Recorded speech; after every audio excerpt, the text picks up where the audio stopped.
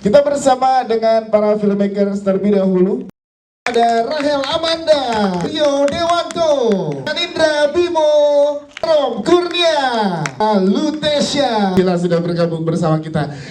Benar kata Mas Angga, jadi kita memang pengen ngasih suasana lain juga ke penontonnya. Maksudnya biar tahu gitu London gak cuman yang ada di landmark-landmarknya, tapi bagaimana di sini kita pengen ngasih sudut pandang yang sangat dekat bagaimana seorang Aurora itu menjadi orang yang tinggal di London, bukan orang yang cuman sehari 2 hari tinggal di London, sehingga kita nggak ngasih touristy side di sana. Yes. Jadi ya itu kehidupan yang sangat dekat, dan memang dari hasil muter-muter kita bertiga kita menemukan titik-titik yang dimana oh ini cocok ya buat karakternya, buat masing-masing. Bagaimana Hani menemukan dirinya di Brick Lane gitu, bagaimana Jem tinggalnya di East Timur, ya di East London gitu. Iya maaf.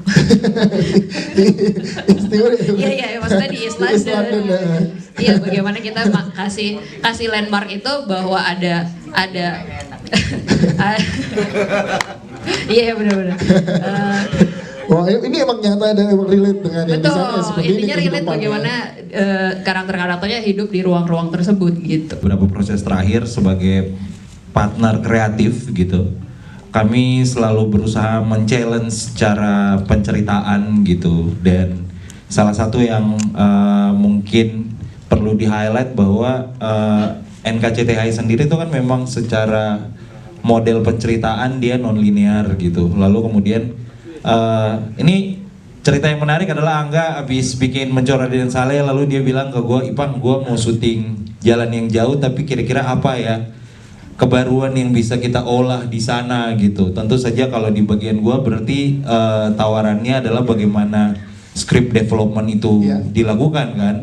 Dan kalau pertanyaannya bagaimana kita memetakan itu, sebenarnya salah satu keyword paling utama gitu dari prosesnya itu sebenarnya adalah bagaimana kita menempatkan feeling. Feeling Aurora tuh jadi sesuatu yang sangat signifikan untuk kami ikuti gitu. Jadi kami pengen ngasih apa dulu ke penonton lihat, lalu kemudian diikuti dengan apa, itu jadi sesuatu yang penting. Jadi kita mencoba menyusun sesuatu yang punya irama gitu, punya ritme gitu. Dan mungkin yang menarik juga untuk saya highlight untuk membantu proses ini, seperti biasa sebenarnya kami selalu bekerja based on research.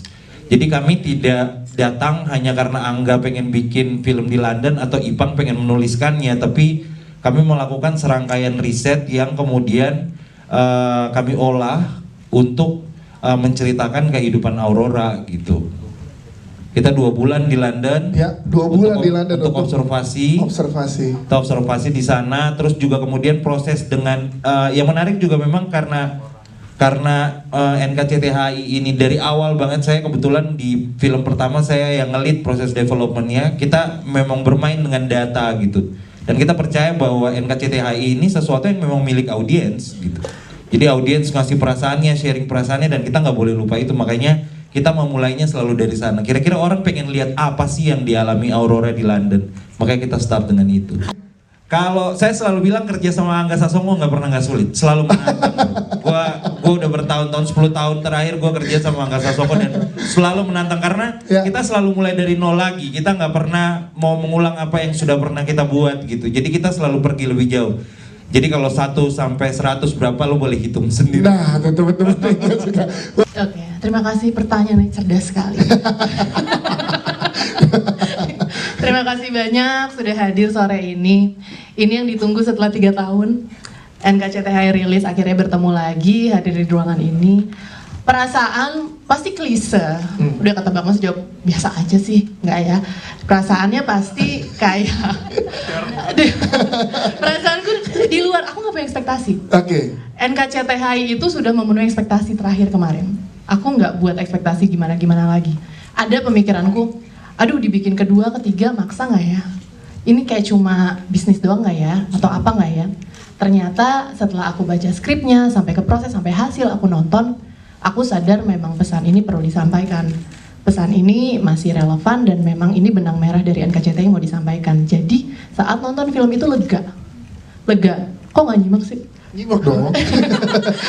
Kemana sama Mario Iya, sama sorry, Rio? Nggak, gue Karena kuping maksudnya selalu biar kesini. cair, Iya. Untung udah sama Cecel. Padahal gue lagi bertanya berikutnya ke Cecel.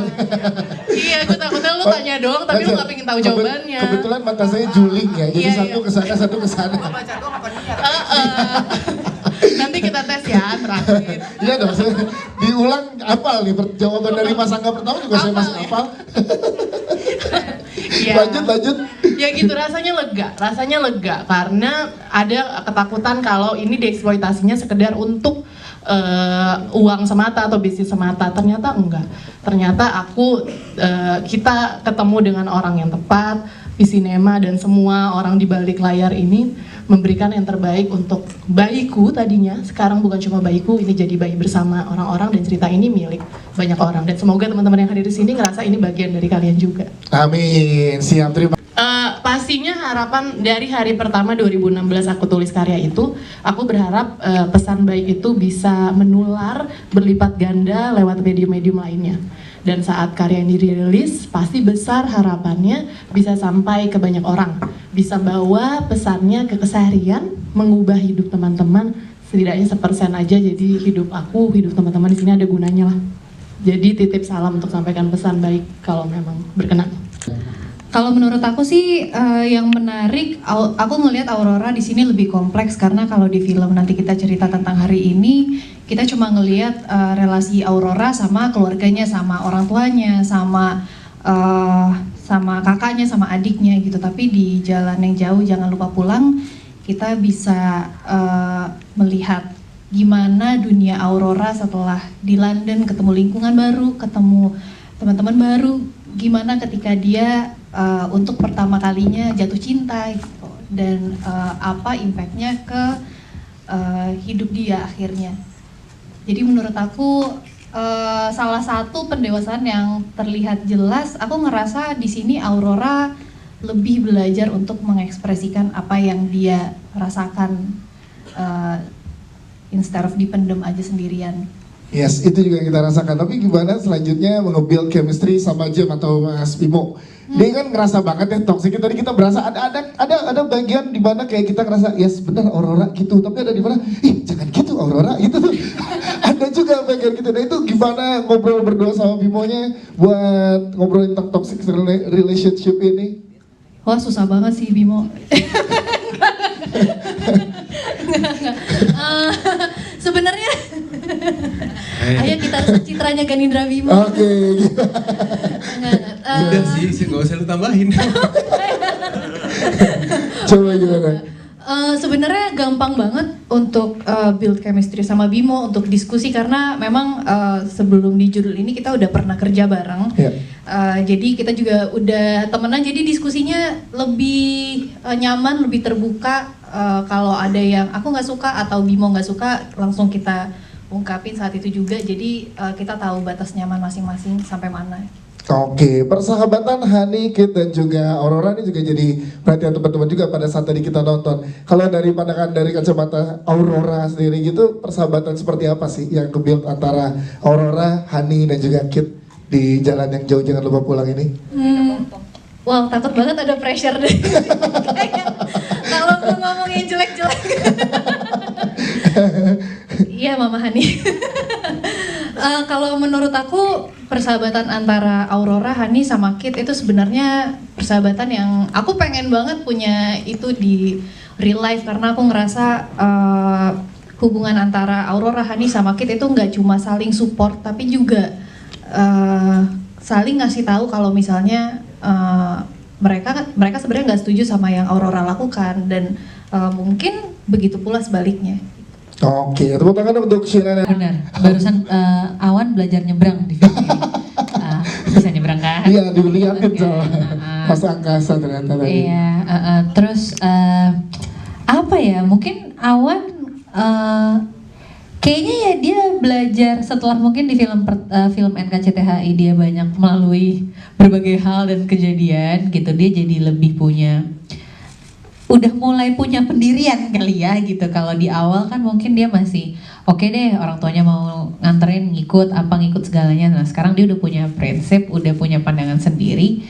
ya jadinya mungkin dia juga jadi lebih berani gitu untuk nge-confront kakaknya gitu. Tapi di saat yang sama bukan dia cuman hanya berani konfront, tapi ya mungkin bisa tadi teman-teman media juga udah lihat gitu bahwa di sini mungkin Awan juga yang menjadi salah satu orang yang paling sadar duluan gitu tentang oh ya udah deh, ternyata memang kakak gue punya pandangan yang beda daripada apa yang gue dan mas gue lihat gitu, dan ya udah nggak apa-apa, pilihan orang beda aja gitu.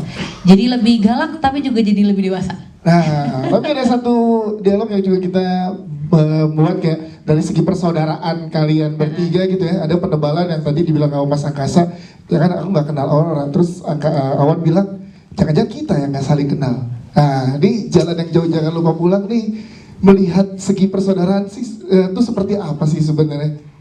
Ya gitu. Jadi kemudian sosok Angkasa secara nggak langsung dan secara tidak dia sadari dia menggantikan posisi ayahnya gitu, yang semuanya pengen dia kontrol dan pengen semua maunya dia, nggak memikirkan apa maunya Aurora gitu. Dan akhirnya ya itu keluarlah kalimat, kayaknya kita emang nggak kenal Aurora ya. Dan tapi yang saya dapetin bahwa dan pulang ke Jakarta kita harus merubah aktenya Aurora karena dia jadi tamu di rumah. Iya, kamarnya jadi kamar tamu. Iya, Emang udah mau ngambil kamar aku apa gimana ya Mas? Loh kan saya nggak punya kamar, di apartemen. Iya. Tamu sekarang Wan. Iya, menarik. Tapi pandangan sebagai kakak pertama dari Mas Angkasa sendiri ngeliat persaudaraan di Jalan yang Jauh Jangan Lupa Pulang, seperti apa pandangan sebagai anak pertama kan di sini? Seneng banget sih ngelihat adik-adikku ini udah tumbuh dewasa. Salah satunya Awan tetap karena dia pusat dunia. Jadi yang pertama saya sebut, dia bisa nyebrang sendiri dan bahkan nyebrangnya sambil ngejar orang. Iya benar. Aurora kemudian punya pacar, meskipun ada konflik ya kan. Tapi setidaknya Aurora tumbuh lah, dia membuka diri gitu. Treatmentnya beda tuh maksudnya karena gue biasanya gue merasa selama ini apa yang gue pernah pelajarin dan pernah gue lewatin itu metode yang gue yakinin benar. Tapi ternyata Mas Angga waktu itu sebelum syuting bilang, boleh nggak kita approach-nya pakai metode yang lain? Itu metode yang tanpa metode gitu. Jadi jangan terlalu banyak lo pikirin, jangan terlalu banyak di design. Jadinya ya here and now. Jadi mungkin itu sih yang ngebuat gue juga mainnya mungkin sama teman-teman yang di sini. jadi berasa gue yang dibully ya, kenapa balik ya? Oh support ya? Support. Kalau dari ekor mataku kayak nggak support. Di kehidupan nyata kebalik loh, biasa selalu tahu. Gitu ternyata. Ya mungkin itu sih, itu menurut gue itu salah satu kemerdekaan baru yang dikasih sama sutradara untuk pemainnya, supaya pemainnya juga yang mau bertumbuh gitu kan, grow mentality lah. Pada saat di sana produksi sulit nggak berarti shifting dari emosi yang meledak-ledak kemudian jadi yang lembut kayak gitu, sulit nggak pada saat di sana dengan metode tanpa metode ini? Tapi sebenarnya udah selesai duluan sih pertanyaan-pertanyaannya, jadi udah banyak diskusi sama Mas Angga, sama Sheila gitu. Dan kalau dilihat dari skripnya gitu kan ada kata-kata Jem yang bilang dia tuh di bawah bayang-bayang bapaknya terus. Itu bisa mengidentifikasi kalau dia punya inner child issues gitu. Jadi selama hidupnya nggak pernah dapat apresiasi, nggak pernah dapat afirmasi dari ayahnya. Jadi cara pandang Jem buat dunia tuh berbeda. Masalahnya Jem belum selesai sama dirinya, dia pacaran sama Aurora gitu. Jadi toksiknya tuh ke bawah. Nah tadi kalau pertanyaannya soal gimana sulitnya switch on off marah ke lovey-dovey, sebenarnya yang paling susah bukan itu. Yang paling susah adalah scene baca buku, bro. Gue ada scene baca buku di taman, susah banget buat gue. Kenapa gitu? Karena gue biasa megang dumbbell. Kalau gue ngeliatnya ya, Kit itu dia kan sebenarnya dia pindah ke London itu dia punya impian. Tapi sebenarnya dia punya impian menjadi aktor di London. Tapi gagal. Nah, dan dia sudah menyadari itu bahwa dia sudah gagal meraih impiannya. Dan satu hari dia ketemu dengan seseorang yang masih mempunyai impian yang masih ingin diraih, which is Aurora. Nah, dan dari situ dia pengen banget melihat Aurora untuk meraih impiannya. Kayak gitu. Makanya dia dengan sepenuh hati membantu Aurora, tapi tidak dengan cara menggurui, hanya dengan cara support. Karena dia tahu setiap orang pasti punya jalannya sendiri. Tapi support se-sweet itu tuh fan friendly gesture atau ya karena kan sambil ngasih makanan sambil gimana sih tadi Jerv yang gini tuh di meja makan, gue gak bisa se-inian lo sih, tapi lo ngedip gitu, nah ya gitu tuh. Nah, gitu ngasih makan gitu kan udah friendly gesture gitu, masa gak yang dimainin oleh Kit? Gue gak tau kenapa kayak orang bully itu suka gitu-gitu. Oke. Gue ikutin aja. Lagi dong.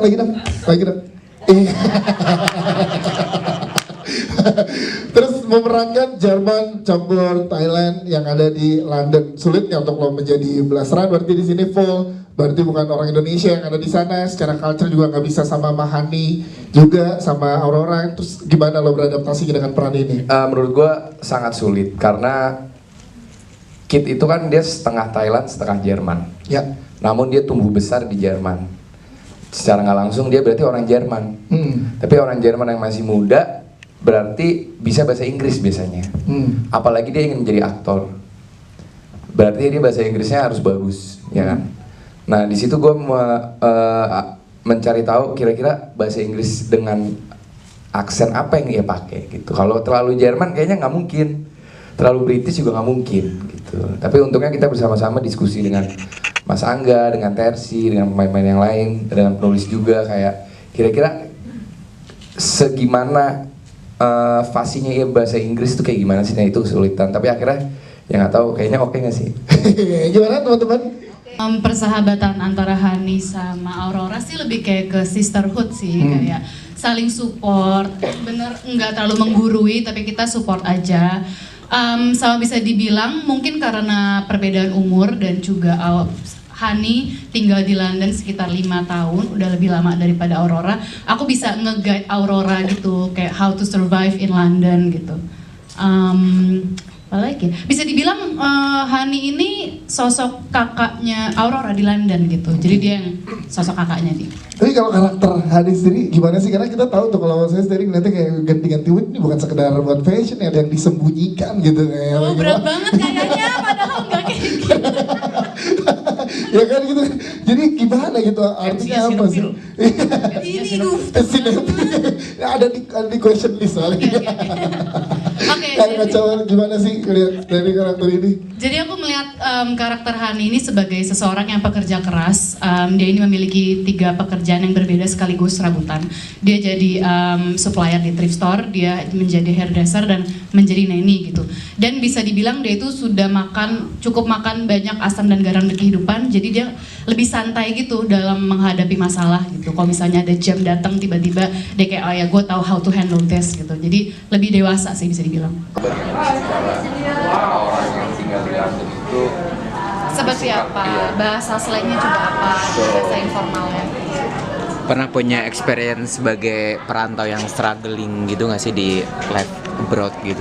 Kalau kalian berdua? Kalau abroad enggak, kalau aku dari Bintaro ke Depok saya merantau ngekos pas kuliah. Itu aja. Tangsel dari Tangsel. Oh. Aku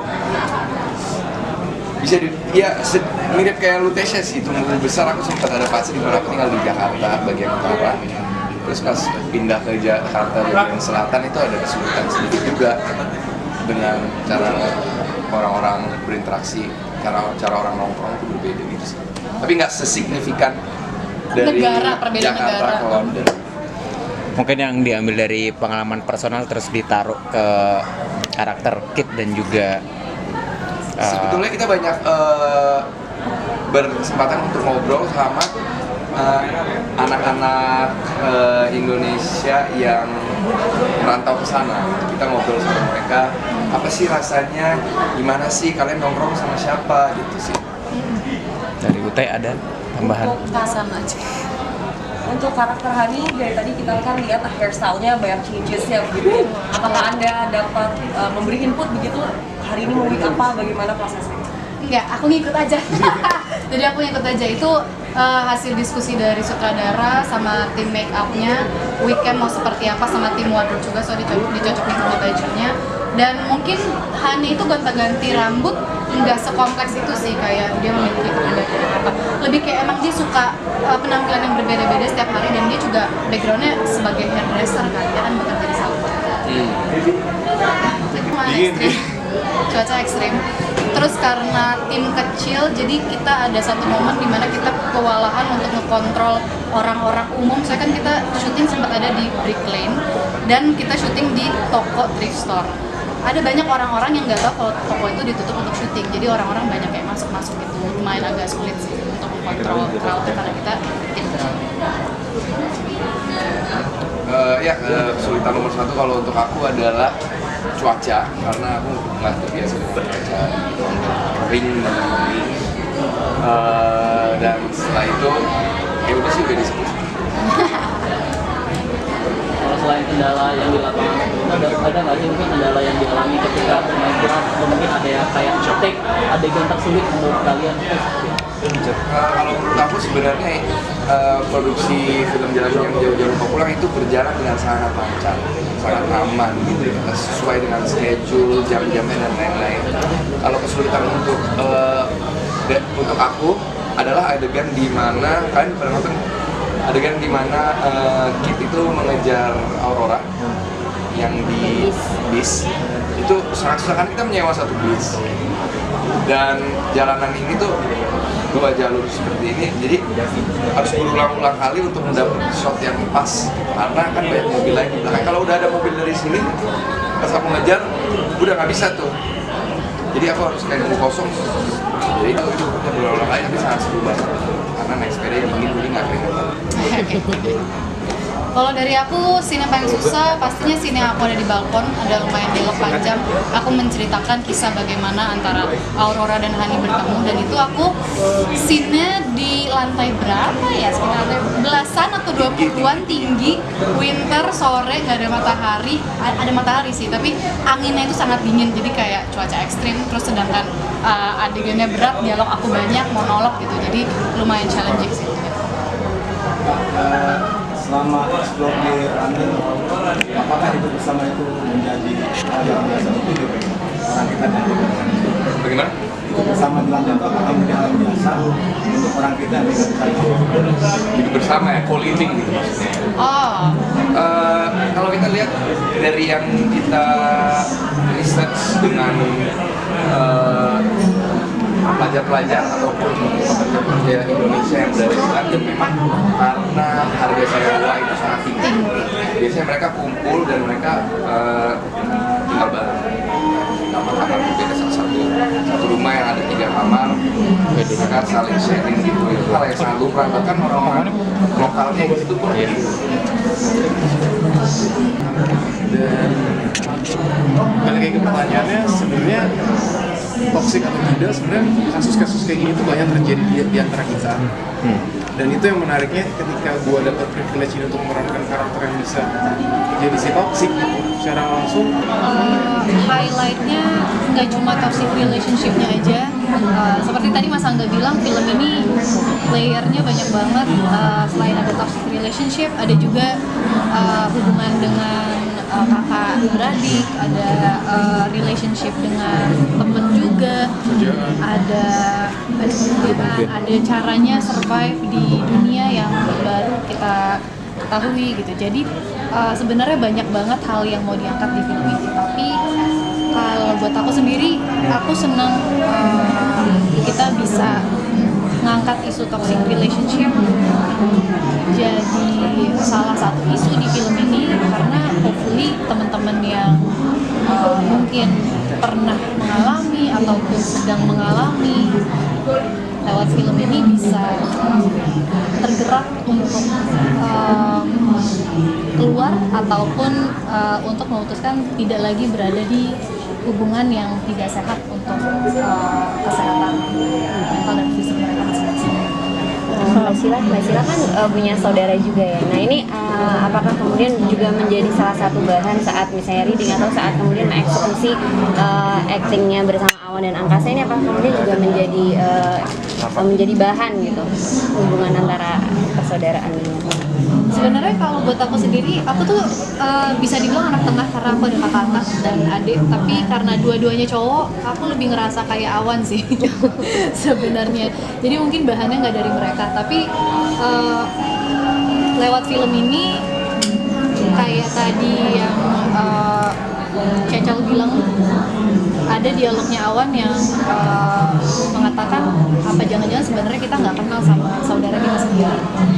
Waktu akhirnya aku waktu awal baca skripnya aku nggak kebayang adegannya akan jadi seperti itu, tapi ketika nonton filmnya itu jadi bikin aku sadar, bener sih, iya ya, jangan-jangan kita selama ini satu rumah tapi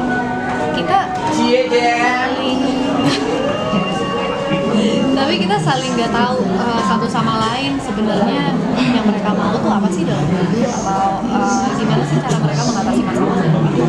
Simpel itu. Jadi buat aku mungkin mereka nggak jadi inspirasi, tapi semoga film ini nanti mereka juga akan nonton. Semoga film ini juga bisa jadi pemantik pembicaraan kita bertiga di rumah, lebih banyak sharing dan ngobrol satu sama lain. Kalau sejujurnya nggak dari awal banget sih kita tahu akan bikin satu filmnya di London gitu. Tapi aku tahu maksudnya dari awal film tuh banyak orang yang menunggu-nunggu serial dari NKCTHI berikutnya, atau mungkin banyak banget yang pengen tahu tentang ini dari cerita Aurora dong atau Mas Angkasa dong gitu. Makanya pas akhirnya syuting setelah 3 tahun lah jatuhnya ya. Yeah. Kita kan 2019 ya, 3 tahun akhirnya ketemu lagi tuh ya seneng lah gitu, kayak kita udah tahu satu sama lain, bisa udah tahu Aurora, Sheila, udah tahu Mas Angkasa, Kario, dan ditambah teman-teman lainnya yang melengkapi cerita anak kedua nih dari siblings kita. Jadi happy sih, ditambah syutingnya di London, jadi makin happy. Banget. Kalau dari saya sendiri sebenarnya saya udah mengetahui karena saya udah sempat syuting yang tadi Angga bilang. Jadi yang ketiganya, kalau secara timeline film, yang mana ceritanya Angkasa sama ayahnya, tapi memang tayangnya ini dulu, dan yang itu belum tahu tayangnya di mana. Judulnya pun juga belum boleh dikasih tahu kayaknya. Jadi Angga udah sempet bilang bahwa nanti kita akan syuting tentang Aurora ya, Aurora dengan dunianya setelah di NKCTHI. Ya saya langsung mikir, oh ya pasti di London lah ya, karena kan dia di ending NKCTHI dia berangkat ke London untuk kuliah. Karya waktu adegan menonjok siapa James itu spontan apa emang udah diatur? Ada memang di skenario ada, tapi kemudian koreografi di lapangan aja gitu kayak. Dan cuman apa ya, itu kan kayak simbolik aja gitu ya, maksudnya menunjukkan bahwa seorang kakak yang protektif sama adiknya. Dan gak lama syutingnya, yang nggak tahu deh, ada yang ditangkap polisinya, ada nggak sih? Ada. Ya, kita berdua belum nonton itu kebetulan, jadi kita juga belum nonton, jadi kita nggak tahu. Yang saya banyak belajar bahwa di Inggris tuh ternyata polisi tuh segitu apa ya, dari sisi kemanusiaannya mereka tuh nggak mau yang apa namanya mendorong, kayak misalnya didorong paksa ke mobil itu ternyata buat mereka itu sesuatu yang nggak, maksudnya nggak lazim gitu loh di berlaku mereka. Keras ke masyarakat tuh enggak, karena dia bisa dituntut balik meskipun orang itu salah gitu. Jadi tetap menjaga apa ya, menjaga sisi kemanusiaannya gitu. Oh ternyata gini ya di negara Inggris gitu kan. Saya juga baru pertama soalnya ke London, meskipun negara sangat kapitalis sekali ya. Habis ya. Habis uang saya. Hai, aku Rania, aku dari Indonesia. Tadi habis nonton film Jalan yang Jauh, jangan lupa pulang, bareng teman-teman media juga. Filmnya bagus banget. Mungkin kalau misalnya yang jadi anak tengah ataupun anak kedua bakal relate banget, tapi kebetulan aku sebenarnya bukan anak tengah, tapi ada beberapa poin yang sangat relate. Aku sangat suka tentang hubungan persaudaraan, seperti yang tadi Mas Angga dan lain-lain bilang, kayak sebenarnya kita kenal nggak sih sama saudara kita gitu. Dan selain itu, selain hubungan keluarga, sebenarnya juga ada tentang hubungan kita tentang bersama teman, terus hubungan kita bersama pasangan kita. Jadi semua hubungan itu punya spektrumnya masing-masing. Jadi recommended banget, filmnya harus ditonton bareng orang-orang tersayang di weekend ini. yang tanggal 2 Februari besok.